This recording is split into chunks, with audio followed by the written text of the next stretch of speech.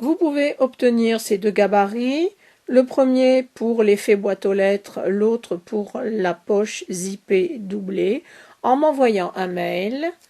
Mon adresse se trouve dans la boîte de description en dessous de cette vidéo. Dans le même tissu que celui du rabat, découpez deux rectangles.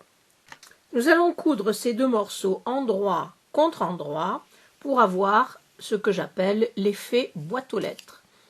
Alignez les bords, faites une couture à 1/2 cm tout autour, mais laissez une ouverture de 10 cm dans la base. Le tissu que j'ai pris est joli, mais il s'effiloche beaucoup. Donc, si vous avez un tissu comme le mien, faites une longueur de pointe de 1,8. Sinon, 2,5 comme d'habitude.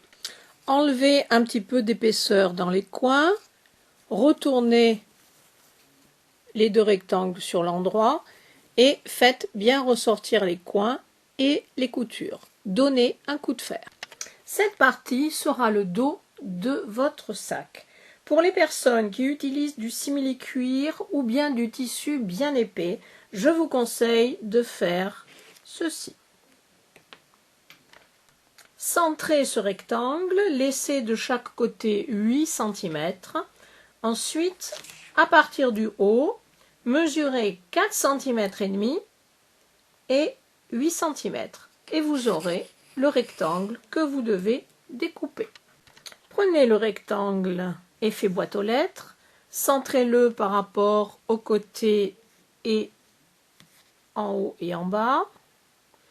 Ensuite, faites une surpiqûre à 3 mm du bord, longueur de pointe 3, tout autour, et ce faisant, nous allons évidemment fermer l'ouverture dans la base du rectangle. Pour la poche zippée, doublée et cachée, découpez le patron, découpez ensuite le rectangle étiré qui se trouve en haut. Prenez ensuite une fermeture à glissière assez grande pour ne pas être embêté par les parties métalliques lors de la couture. Celle-ci fait 23 cm. En utilisant le gabarit, découpez deux morceaux de doublure.